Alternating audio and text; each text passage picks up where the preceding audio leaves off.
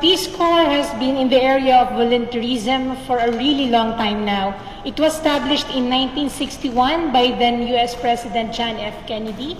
It's an independent U.S. government agency, and it has been in the Philippines since 1961. This is actually the second country where Peace Corps sent American volunteers.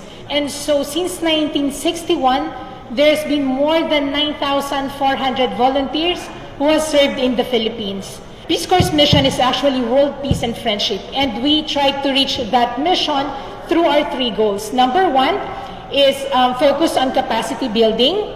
The second and the third is focused on cultural integration on the part of the Americans to know more about the people in the countries that they serve, and on the part of the people in the countries where they serve to know more about the culture of the Americans. And so in the Philippines right now, we have 4 programs. We have regular 2-year programs for coastal resource management, children, youth, and family, and then education.